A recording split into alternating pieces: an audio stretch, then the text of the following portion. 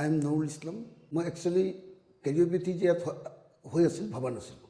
তো মই যিটো মোৰ চাইটিক পেইন, নাৰ্ভ ফাঁচি যোৱাৰ কৰি লেফ্ট এংগুলত যিটো পেইন চলি আছিল, এইটো লৈ পেলাই মই আজি 4 মাহ 4 মান্থ এই পেইনটোক লৈ পেলাই কণ্টিনিউ ভুগি আছিলোঁ। তো ছাডেনলি মই গম পাওঁ আৰোগ্য মোৰ বহুত পুৰণা আগৰ পৰাই চলিছিল, আৰোগ্যত কেৰিঅ'পেথি ট্ৰিটমেণ্টটো হয় বুলি। তো মই ইয়াতে আহি ছেশ্যন আৰম্ভ কৰিছিলোঁ 10 ডেজ, আৰু 10 ডেজ ছেশ্যনত ইমান ধুনীয়া কৰি ইমান সুন্দৰকৈ গোটেই পেইনটো মোৰ ৰিলিফ হ'ল, আৰু খুব ভাল কৰি হস্পিটেলিটি ইয়াত অত্যন্ত ভাল, ট্ৰিটমেণ্ট প্ৰচিডিউৰ ভাল, কোনো এটা ছেকশ্যনত অকণো ফুংফাং নাই, মিনছ মানে খামখেলি নাই। খুব চিনচিয়াৰলি ডিচিপ্লিনত খুব ধুনীয়াকৈ মেইনটেইন কৰিছে। এতিয়া সেইকাৰণে মই মোৰ পেইনটোক অতি সোনকালে ৰিলিফো হ'লোঁ, আৰু মই থেংকছ টু অল ষ্টাফ, কাৰণ প্ৰত্যেকটা ডিভিজনত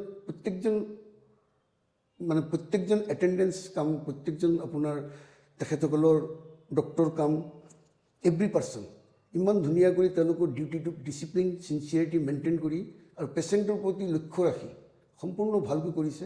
তাৰ কাৰণে thanks to all staff, specially আমাৰ ডক্টৰ মিষ্টাৰ শৰ্মা।